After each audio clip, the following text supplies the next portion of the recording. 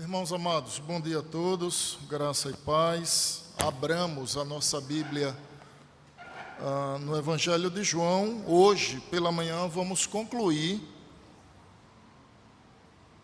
o discurso de despedida do Senhor Jesus, que começa lá no capítulo 13, como tenho dito, perpassando pelos capítulos 14, 15, 16 e se encerrando com a oração sacerdotal. Vimos no último domingo que a oração sacerdotal, registrada no capítulo 17 do Evangelho de João, ela se divide naturalmente em três partes. A primeira delas, Jesus, ele ora por si, versos de 1 a 5. Então, o enfoque da oração sacerdotal, ou a espinha dorsal, o fio condutor da oração sacerdotal, é a glória de Deus. É a palavra que mais aparece na oração do Senhor Jesus, não é? Então, para minha glória, glorifique a mim como eu glorifiquei a ti, daí por diante. Então, Jesus já abre a oração apontando então para a glória de Deus, de 1 a 5. Dos versos de 6 a 19, ele intercede pelos seus discípulos. Seus, entenda-se, aqueles que estavam ali mais próximos a ele. E nesse momento, irmãos, ele faz três pedidos, dos versículos 6 a 20. O primeiro deles é para que o Pai não tire os discípulos do mundo. Lembrando que mundo, nessa perspectiva, não é o mesmo mundo que João vai condenar, dizendo: não ameis o mundo, nem as coisas que há no mundo. Porque aquilo que João condena é a filosofia mundana, é a maneira de pensar e de viver do mundano. Jesus aqui está apontando que os discípulos deveriam estar inseridos nessa terra para que proclamassem o Evangelho. Então havia um propósito claro, quando Jesus disse: Pai, não peço que os tire do mundo. É o fato de que os discípulos dariam sequência ao anúncio do Evangelho da salvação. O segundo pedido é para que o Pai os guardasse do mal. Então esse pedido Jesus faz dos versículos de 6 a 19, é a segunda petição, rogando a Deus Pai que guarde os discípulos do mal. E sabemos que temos como inimigo a carne, o mundo e Satanás. Então, os discípulos sofreriam a pressão social, como até hoje se vê, em razão da fé. E eles precisariam estar guardados pelo Pai de todo o mal, o qual poderiam ser acometidos. O terceiro pedido que Jesus faz é que o Pai santifique os seus discípulos. Está no mesmo bloco, capítulo 17, versos de 6 a 19.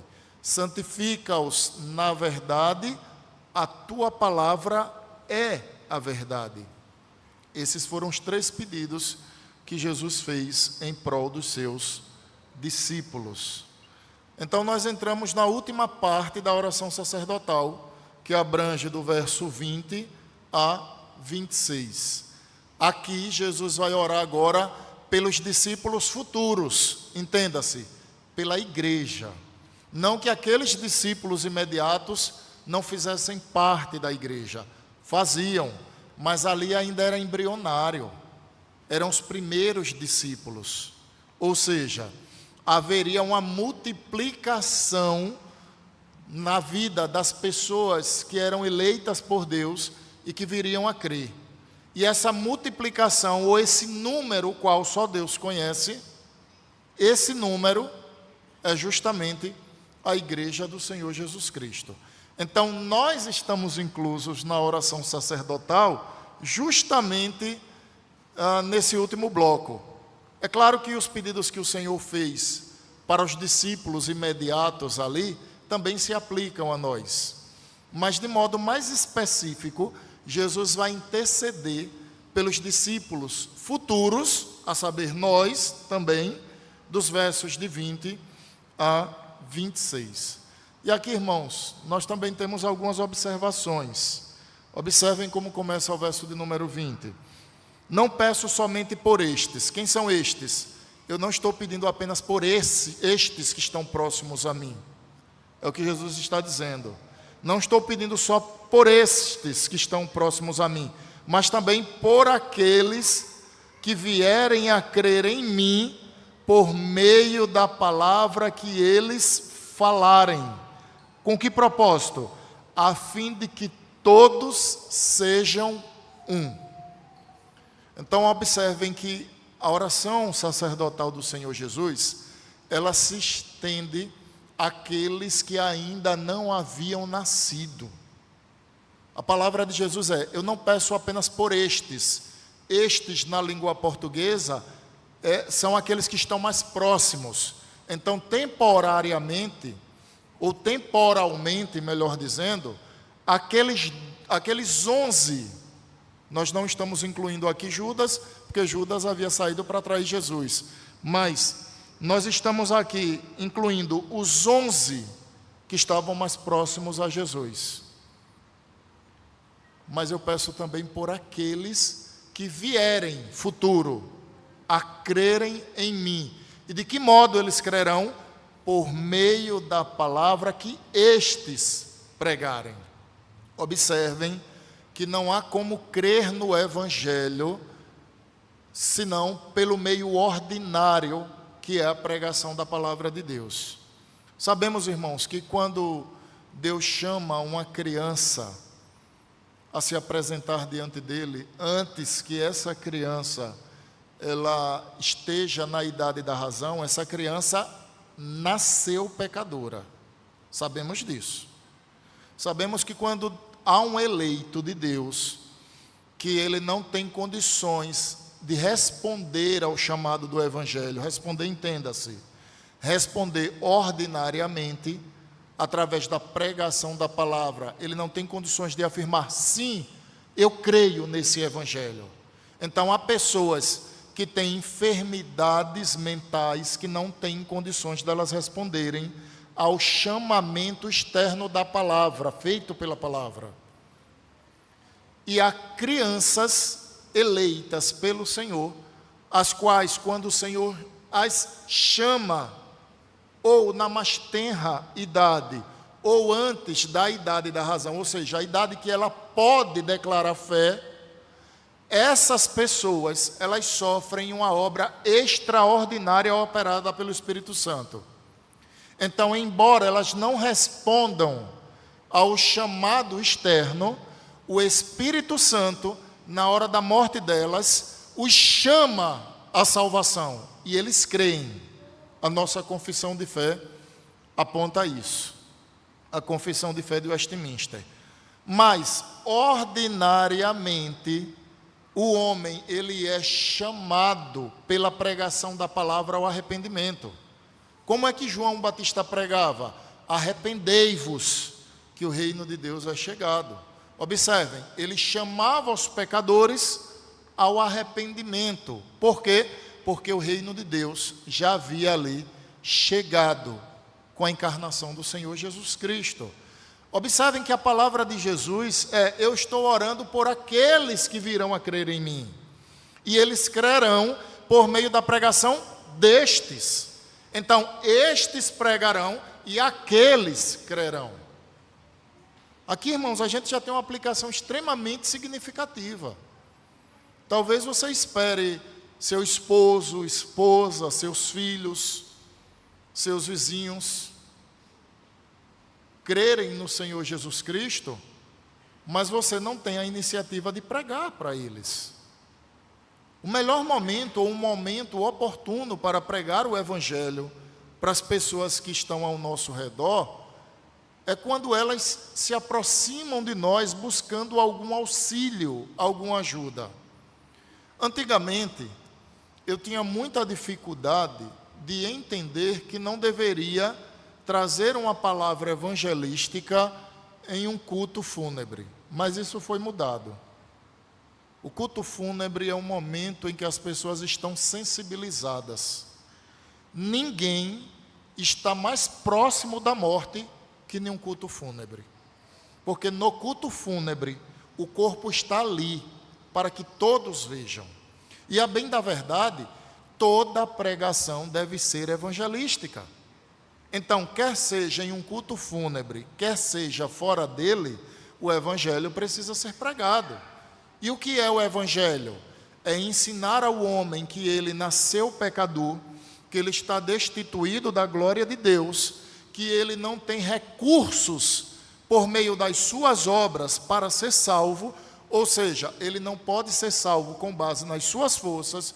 É ensinar ao pecador que ele precisa crer que existe um único Deus, que é criador dos céus e da terra, mas ele também precisa crer no Filho de Deus, que foi entregue no lugar de todo aquele que nele crê. Essa é a pregação do Evangelho. E o pedido de Jesus é: eu peço por aqueles que vierem a crer em mim pela pregação destes. Eu queria perguntar a você, o que você pensa acerca da sua família, dos seus filhos e netos, daqui a 10, 15, 20 anos? Você já parou para se perguntar isso? Onde estarão os seus filhos daqui a 10, 15, 20 anos? Ah, pastor, nunca parei para pensar nisso. Pois é, a fé precisa ser cultivada no coração deles agora. Ah, não, eu vou esperar meu filho ter 12 anos para que ele se resolva pela fé.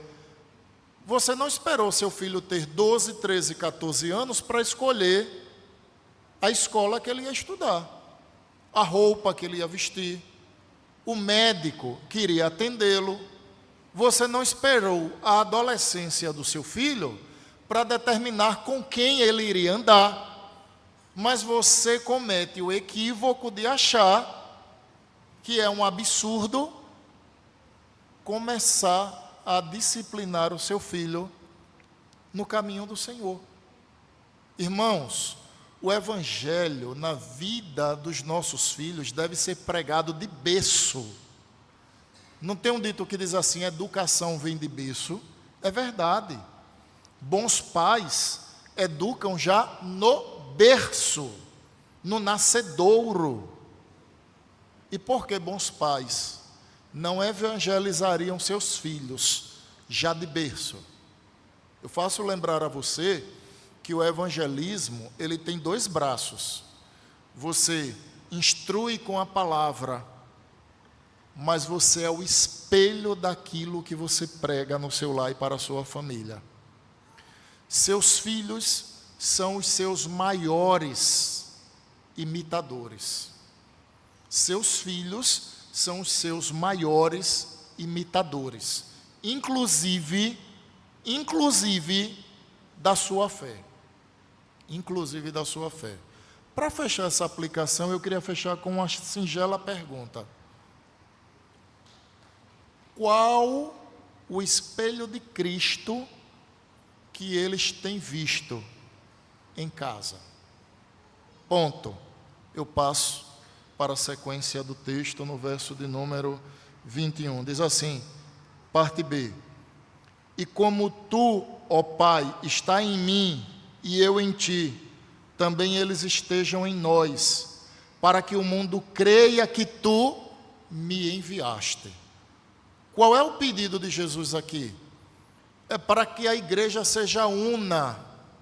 A igreja, que é formada de vários membros, ela seja uma única igreja. E observem que Jesus se usa como referência. É curioso, irmãos, porque muitas vezes na Escritura, Deus mesmo se usa como referência para que os seus filhos o imitem. Porque todo pai responsável e piedoso deve fazer isso, porque o Pai Celestial já demonstra desde sempre Ele como a figura principal a ser imitada. A Bíblia diz assim: maridos, amai a vossa esposa como Cristo amou a igreja. Em outras palavras, imitem o amor de Cristo pela igreja, para que vocês executem o amor de vocês pela esposa. Segundo exemplo que quero dar. Gênesis diz que Deus trabalhou 6 dias e no 7º ele descansou. Eu pergunto aos irmãos, descansar de quê se Deus não cansa? Deus não cansa, Ele não dorme.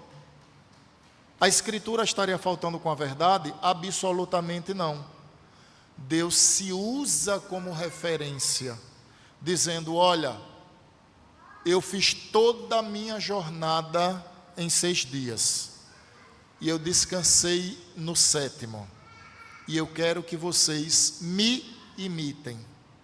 Observem o Senhor se usando como referência. O terceiro exemplo que quero usar está no próprio texto. Observem que Jesus diz, para que eles sejam um, assim como eu e o Senhor somos um. Deus está se usando como referência de unidade. A gente sabe que a Trindade são 3 pessoas, não uma. A Trindade é o Pai, o Filho e o Espírito Santo. Mas a Trindade é um único Deus. Então tome como referência isso e venha agora para o âmbito da igreja. Quantos membros a igreja tem? E não estou me referindo à igreja local. A igreja do Senhor Jesus Cristo, que está espalhada em todas as partes do mundo. Quantos membros essa igreja tem? Ela tem vários membros. Certamente milhões de membros. Mas eu te pergunto, como milhões de pessoas podem ser um? A resposta é, quando essas pessoas fazem parte da igreja de Cristo. Não existem 2 igrejas do Senhor Jesus. Atente, porque eu não estou falando de denominação. Eu não estou falando aqui de denominação. Não existem 2 igrejas do Senhor. Só existe uma igreja pela qual Ele foi sacrificado. Ele se entregou. Mas essa única igreja, ela não tem apenas um membro. Ela tem uma diversidade de membros. E a oração de Jesus é, assim como eu e tu somos um, que eles também sejam um. Esse um qual Jesus se refere é que eles sejam a igreja invisível. Ou seja, formada por todos os eleitos e salvos de Deus. Porque a igreja visível, que é a igreja a qual nossos olhos podem contemplar, ela tem eleitos, mas nela também existem pessoas que não são salvas. A igreja visível, ela é formada por um número bruto. Nela contemplamos salvos, mas também há não salvos. A igreja invisível é diferente. Não existe uma pessoa na igreja invisível que não seja salva. A igreja invisível é formada pelos eleitos de Deus. E lá não existe ninguém que não seja verdadeiramente salvo. Ela inclui aqueles crentes que já se foram, que aguardam um dia final. Mas ela inclui também os crentes que estão aqui, que são verdadeiramente salvos. Essa igreja, somente Deus sabe o número dela e quem são os seus eleitos. E é essa igreja que Jesus diz, assim como eu e o Senhor somos um, que eles sejam um. Eu queria trazer mais uma aplicação aqui, irmãos. E essa aplicação diz diretamente à nossa igreja. Você sabe quando você tem tempo para tudo, disposição para tudo, recurso para tudo, mas o único sacrificado na sua vida é o reino de Deus. Quando você age, meu amado e minha amada, dessa forma, você está dizendo ao Senhor da igreja: eu não me importo em ser a tua igreja. Você consegue notar isso? Deixa eu te dar um exemplo simples. A gente aprende que o dia do Senhor, ele é uma amostra prévia da eternidade. E quando um crente despreza o dia do Senhor, sem palavras ele está dizendo: eu não me importo com o gozo celestial, com a eternidade. A gente acha que só fala por meio de palavras. Eu quero lhe dizer que você fala muito mais sem palavras que com palavras. Os seus gestos, muitas vezes, eles falam tão alto que as suas palavras ficam difíceis de serem compreendidas. Então, quando nós desprezamos o dia do Senhor, nós estamos sem palavras dizendo ao Senhor desse dia: eu não me importo com a eternidade, porque a eternidade eu não vejo e eu não contemplo. O que eu vejo e contemplo, que é o dia do Senhor, eu já desprezo, porque não desprezaria aquilo que não vejo e não contemplo. Agora vamos para o âmbito da igreja. Quando você despreza a igreja, isso é um ato de soberba, de arrogância, porque você está dizendo a Deus: eu posso viver espiritualmente distante da comunidade que o Senhor estabeleceu para que eu vivesse nela. A gente não percebe, irmãos, mas nós agimos com arrogância ao desprezarmos a igreja. Eu não posso pensar assim: eu tenho comunhão com o noivo, mas desprezar a noiva. Deixa eu te fazer uma pergunta simples. Você seria amigo de alguém que é inimigo do seu esposo? Você seria amigo ou amiga de alguém que repudia e despreza a sua esposa? Se você tiver sanidade mental, você vai dizer: claro que não. Claro que não. Eu não posso ter amizade com alguém que diz que me respeita, que me ama, mas não ama o meu esposo e o respeita. Eu não posso ter amizade com alguém que diz me respeitar e me amar, mas que diz amar e respeitar o meu esposo com amor de amizade sincera. Por que você acha então que você consegue amar o noivo desprezando a noiva? Por que você acha que consegue amar o cabeça desprezando o seu corpo? Você já viu alguém amar uma cabeça e desprezar um corpo? Aí você vai me dizer: pastor, obviamente que não. Eu vou lhe responder: é assim que nós agimos quando desprezamos a igreja do Senhor Jesus Cristo. Nós alegamos: eu amo o cabeça da igreja, mas o corpo dele eu repudio. É arrogância desprezarmos o convívio com a igreja do Senhor Jesus Cristo. Jesus não orou dizendo assim: Pai, eu oro para que eles sejam cada um em suas próprias casas. Jesus orou dizendo: Pai, eu oro para que, assim como eu sou um contigo, eles sejam um. E esse um que Jesus se refere é a igreja. É a igreja, irmãos. Verso 22. Observem o que Jesus diz: eu lhes transmiti a glória que me deste, para que sejam, mais uma vez, olha, Jesus dizendo, para que sejam um, como nós o somos. Verso 23. Olha agora: eu neles e tu em mim, a fim de que sejam aperfeiçoados na unidade. Você sabe o que é que Jesus está dizendo aqui? Jesus está dizendo que Ele está em nós, por meio do Espírito, o Pai está em Cristo, e o propósito disso é que aqueles por quem Jesus está orando, eles sejam, ouça as palavras que eu vou dizer, porque a nossa igreja precisa aprender isso. Eles sejam, primeira palavra, aperfeiçoados. Segundo, na unidade.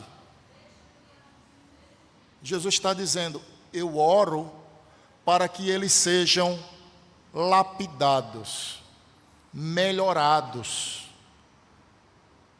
para que haja esmero, trocando em miúdos, para que eles sejam santificados, fortalecidos.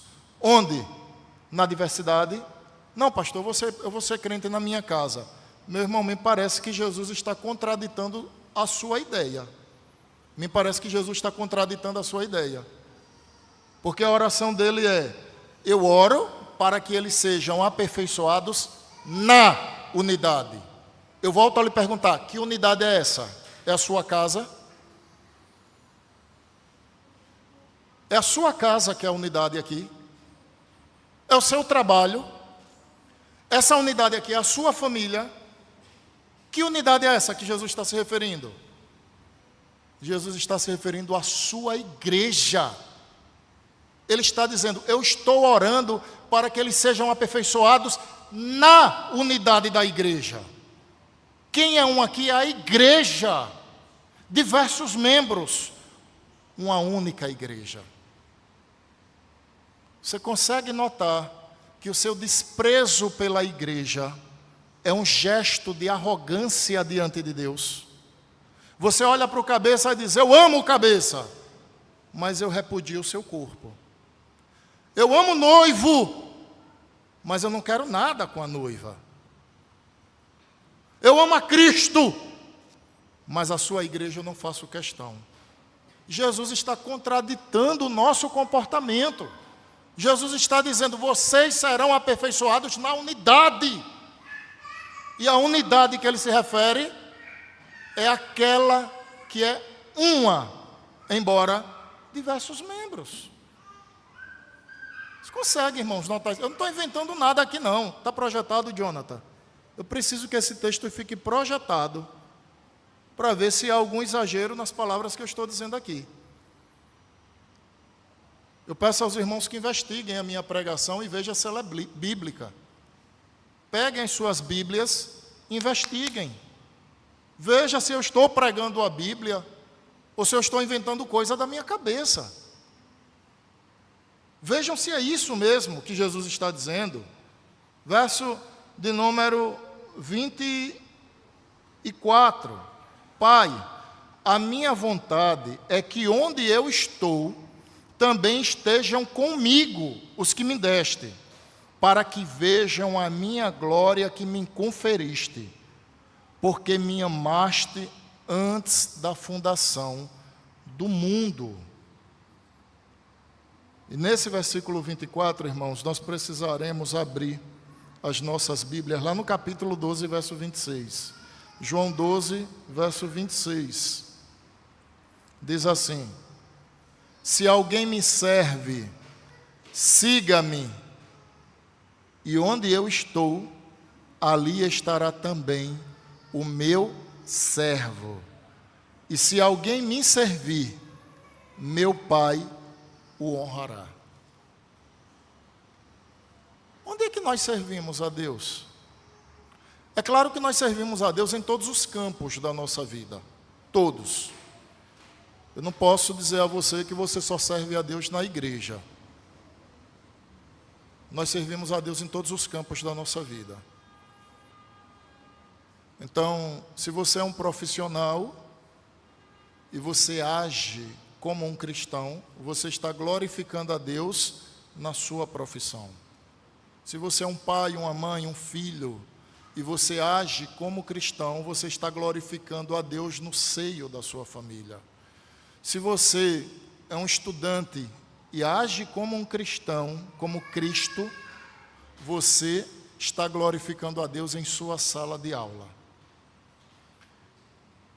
Isso é fácil de compreender para todos nós. Mas por que é que pouco glorificamos a Deus no serviço ao Senhor? Essa é uma aplicação que eu queria trazer. Se fosse lhe perguntado nessa manhã, o que você faz para glorificar a Deus no reino de Deus? Que resposta você teria a esse questionamento? Qual a obra que você edifica que glorifica a Deus dentro do reino de Deus? Sabe, irmãos, nós somos uma igreja que temos muitas pessoas com potencial para auxiliar, para desenvolver trabalhos. E muitas vezes acontece de uma pessoa assumir uma, duas, três tarefas. A pergunta é, por que alguém na igreja precisa assumir 2, 3, 4 tarefas? Será que é porque essa pessoa é centralizadora? Ou porque essa pessoa está ocupando o lugar de alguém que deveria fazer e não faz? No meu entendimento, é a segunda resposta. É a segunda resposta. Mas eu preciso advertir você de uma coisa. O reino de Deus, ele nunca é prejudicado pela negligência dos homens. Sabia disso? Ouça o que eu vou lhe dizer para que a gente prossiga na exposição do texto.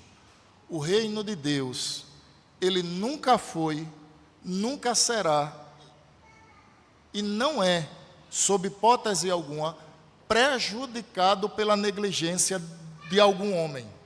Deixa eu te dar um exemplo.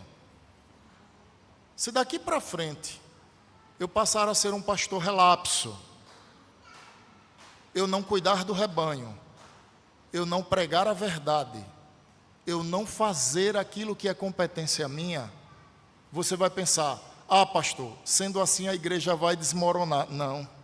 Não é assim que Deus trabalha. Não é assim que Deus trabalha. Sabe o que é que Deus faz? Deus retira um e põe outro. É assim que Deus faz. É claro que com isso eu não estou dizendo que quando um pastor sai de uma igreja, ele está saindo porque Deus retirou ele dali por negligência. Eu não estou dizendo isso. Eu só estou ilustrando o aspecto pastoral no seio da igreja. O que é que acontece com a igreja quando você é um membro, você é ativo no seu trabalho, em sua casa, na sua vizinhança, na sociedade, você é até um militante partidário, mas só a igreja que não vê a sua energia ser gasta nela. O que é que acontece? A igreja vai sofrer por sua negligência. Eu preciso lhe advertir. Deus não deixará a sua igreja sofrer por nenhum homem ou mulher que sejam relapsos. Mas Deus não deixará de cobrar aquilo que Ele nos confiou enquanto mordomos dEle. É assim, irmãos, que Deus trabalha. Então não ache você, eu cruzei meus braços aqui, eu estou quietinho, eu estou indo ao culto todo domingo para o pastor não me procurar, isso é mais do que o suficiente. Não pense você, não imagine você que Deus não está vendo isso. Você finge não enxergar a sua negligência. Você fingir não enxergar a sua inoperância no reino de Deus não significa dizer que os olhos do Senhor não estão sobre ti a contemplar a sua negligência. Percebem, irmãos? Agora, o reino de Deus sofreu por isso. O reino de Deus foi prejudicado por isso. Deixa eu dar um exemplo que eu ouvi no seminário de um pastor e se eu viver 100 anos, eu não esqueço. Uma vez eu ouvi um pastor dizer assim: se Deus quiser colher 10 mangas de uma determinada mangueira, Deus vai colher. Quer sejam por nossas mãos, quer sejam pelas mãos de outro. Mas Deus sempre alcançará aquilo que ele determinou alcançar. Agora vamos dar um exemplo bíblico que é muito superior a essa ilustração. Deus determinou salvar os ninivitas. Livro de Jonas. Livro de Jonas. Deus determinou salvar os ninivitas. Jonas, relapso e medroso, fugiu da presença do Senhor. O Senhor o apanhou e o disciplinou. Ele se arrependeu e voltou para fazer aquilo que Deus havia ordenado. A pregação deveria ser: arrependei-vos, senão Deus destruirá a cidade em 3 dias. Era essa a pregação que Deus mandou fazer. A pregação de Jonas foi: em 3 dias Deus destruirá essa cidade. Cadê o primeiro ponto da pregação? Desculpe, o segundo. O primeiro ponto é: se arrependam. O segundo é: em caso de não arrependimento, Deus destruirá. Jonas pregou um sermão de um ponto: em 3 dias, Deus destruirá essa cidade. Eu pergunto aos irmãos: Jonas foi falho na sua pregação? Foi. Deus disciplinou Jonas? Deus disciplinou. Lembra lá que ele se assentou, foi coberto pela sombra de uma árvore. No dia seguinte, Deus mandou um germe, matou a árvore, e Jonas começou então a esbravejar. Deus perguntou: a sua queixa é razoável? A pergunta de Deus é: você acha que eu devo aceitar a sua queixa, Jonas? Qual foi a resposta de Jonas? Sim, a minha queixa é razoável. Aí Deus deu uma das maiores lições que eu já vi na Bíblia. Jonas, você está murmurando por uma árvore que você não plantou, não regou, não lhe deu trabalho nenhum, uma árvore que nasceu em um dia e morreu em outro. Mas você queria que eu deixasse 400.000 ninivitas morrerem. Irmãos, se eu sou Jonas, eu baixo a cabeça e saio calado, sem falar nada. Eu saio calado sem falar nada, porque não cabe argumento contra o Senhor. Mas a pergunta que eu quero fazer aos irmãos é: os eleitos de Deus em Nínive, eles foram ou não foram salvos? Eles foram, porque Deus sempre alcança os seus propósitos. Mas cuidado, Deus não deixa isento de culpa aquele que é relapso. Lembra da parábola dos talentos? Você lembra? O final da parábola termina com um servo infiel. E eu estou usando essa palavra porque é a palavra que o texto usa. Quando o último servo veio trazer o seu talento perante o Senhor, o argumento dele foi: bom, eu sei que o Senhor é um homem que colhe onde não plantou, então eu peguei o meu talento e enterrei na terra, porque assim que o Senhor chegasse, pelo menos eu teria o talento para te devolver. Aí alguém vai dizer: nossa, que servo inteligente. Qual foi a resposta do Senhor? Servo infiel. Você foi infiel. Você deveria, ao mínimo, ter posto o meu talento no banco para que ele rendesse. O que é que aconteceu com os 3 servos que antecederam esse? Os irmãos lembram? Todos eles multiplicaram aquilo que Deus lhe confiou. E todos eles receberam uma graça. Mas o último servo, a quem foi chamado de infiel, foi: lancem-o fora, onde há choro e ranger de dentes. Então observem, irmãos, que embora o reino de Deus não sofra com um pastor, um presbítero ou qualquer pessoa que haja de modo relapsa, Deus não isenta de responsabilidade aquele que ele confiou algo. A gente precisa compreender isso. Isso é uma verdade bíblica, não é invenção pastoral. Pai, a minha vontade é que onde eu estou também estejam comigo os que me deste. Com que propósito? Para que eles vejam a minha glória. A glória que o Senhor me conferiu. Por quê? Porque o Senhor me amou antes da fundação do mundo. João 1, verso de número 1. No princípio era o Verbo estava com Deus, o Verbo era Deus. Mas esse glorioso Verbo, a palavra poderosa, se fez carne, se fez ser humano e habitou entre nós. E vimos a sua glória, disse João, como a glória do unigênito do Pai. Verso 25, Pai justo, Jesus continua intercedendo pela igreja. O mundo não te conheceu. Eu pergunto aos irmãos, Jesus pregou o evangelho para o mundo? Desculpe, Jesus converteu o mundo? Jesus pregou o evangelho no mundo, na sociedade que ele estava inserido. No entanto, Jesus não converteu todos os que o ouviram.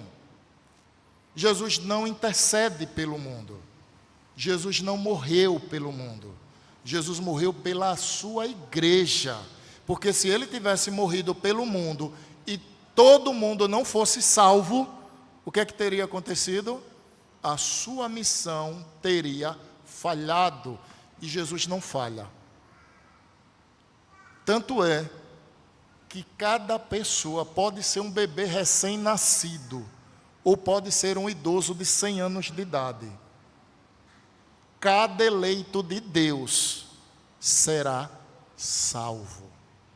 Isso é inevitável. Satanás não pode impedir isso. Jesus veio salvar a sua igreja. De quê? Da ira de Deus, da ira vindoura. E essa ira recairá sobre o mundo que está sendo maturado para o dia final. O que é que a gente pode fazer? Não tem o que fazer. Jesus virá entre as nuvens, julgará vivos e mortos, condenará aqueles que rejeitaram seu evangelho e receberá para si aqueles que creram. E os que creram foram aqueles que ele elegeu, o Pai, na eternidade. Não há como mudar. Só há uma coisa: ou nós cremos ou rejeitamos essa verdade. De que lado você está? Você está entre aqueles que Jesus tem a pá à mão e recolherá todo o trigo em seu celeiro, como disse João Batista, ou entre aqueles que ele tomará palha e queimará em fogo inextinguível? Onde está você? Entre os que creem para o celeiro ou entre os que rejeitam para o fogo que nunca se apaga? Pai justo, o mundo não te conhece. Eu, porém, te conheci. E também estes conheceram que tu me enviaste. Observe o que diz João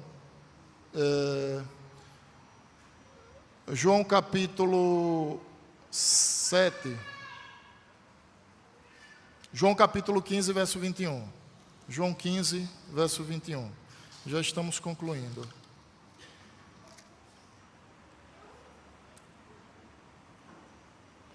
João 15, 21. Diz assim, irmãos: tudo isto, porém, farão com vocês, por causa do meu nome. Jesus está falando da rejeição do mundo aos seus discípulos. Porque não conhecem aquele que me enviou. O mundo não conhece o Pai, porque não conhece o Filho. Os discípulos conhecem tanto o Pai quanto ao Filho. Estes reconheceram que tu me enviaste. E ele conclui no verso 26. Eu lhes fiz conhecer o teu nome, e ainda o farei conhecer. Olha a finalidade: a fim de que o amor com que me amaste esteja neles, e eu neles esteja.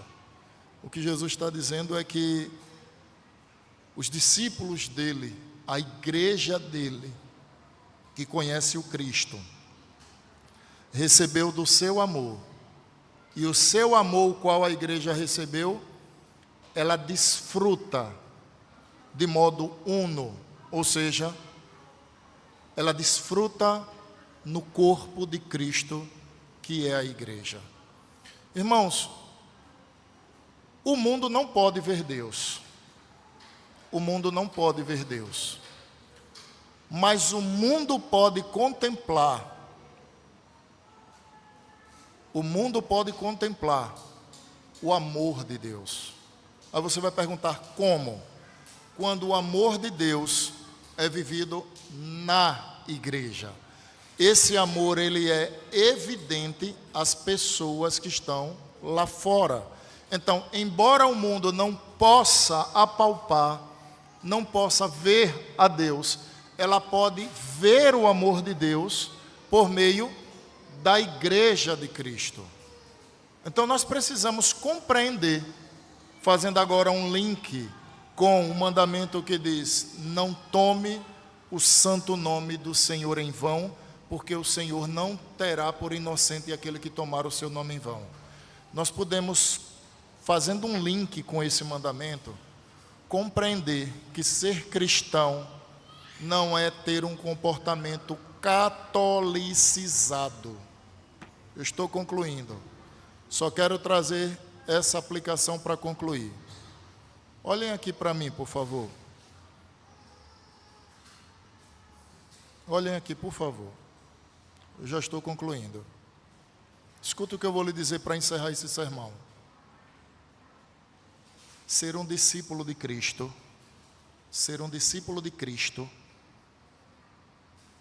é nascer de novo. Não é ter um comportamento catolicizado. Você vai me dizer: pastor, o que é que o senhor quer dizer com isso? O comportamento catolicizado é o seguinte: eu assumo um compromisso com a igreja, eu cumpro o meu dever e eu vivo a minha vida.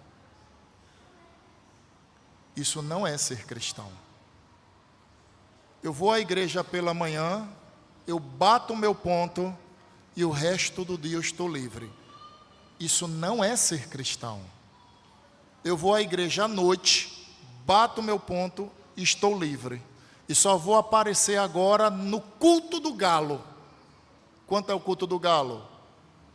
No dia 31 de dezembro. Irmãos, escuta o que eu vou dizer, porque isso é muito sério. Muitos de nós, eu vou desagradar a igreja, mas eu tenho que dizer isso. Muitos de nós, temos um comportamento catolicizado. Nós achamos que somos crentes, porque assumimos um compromisso com a igreja, batemos o nosso ponto e vivemos a nossa vida. Isso não é evangelho. Isso é qualquer coisa que você queira chamar, mas isso não é evangelho. Eu preciso lhe dizer isso nessa manhã. Você pode sair daqui aborrecido comigo, mas você não pode dizer que eu menti. Isso não é evangelho. Se nós entendermos que fazer parte de uma igreja é ter o nome no rol de membros, batermos o nosso ponto e vivermos a nossa vida, isso é um comportamento catolicizado, mas não é um comportamento cristão. Não é. Isso não é de Deus. Isso não é de Deus. Isso é da carne, é do mundo, é de Satanás. Mas isso não é de Deus. Comportamento como esse não é de Deus, não procede do Espírito Santo. Isso precisa ser dito. Isso precisa ser dito. Cuidado você, porque talvez você esteja no lugar errado e só não se deu conta disso. Amém. Vamos nos colocar de pé e orar. Deus amado, Pai amado e santo, bendito é o teu nome, e graças nós te damos pela tua palavra gloriosa. Pedimos nesse momento que o Senhor aplique essas verdades santas ao nosso coração, que não enganemos a nós mesmos, Pai, que não achemos que o Evangelho se resume a termos o nome em um mero rol de igreja. mas vivermos sem novidade de vida. Não ansiarmos pelo culto, não ansiarmos pelo dia do Senhor, não amarmos a verdade, não chorar os nossos pecados, não nos humilhar diante do Senhor, não rasgar o nosso coração diante do Senhor, não buscar em oração, não ter interesse pela Tua palavra. Deus eterno, em nome de Jesus, cura a nossa doença, cura a nossa igreja, retira de nós esse comportamento maldito, diabólico, anticristão, esse comportamento, Senhor, que em nada glorifica ao Senhor. Em nome de Jesus, tenha misericórdia das nossas vidas. Provoque em nós arrependimento, Senhor.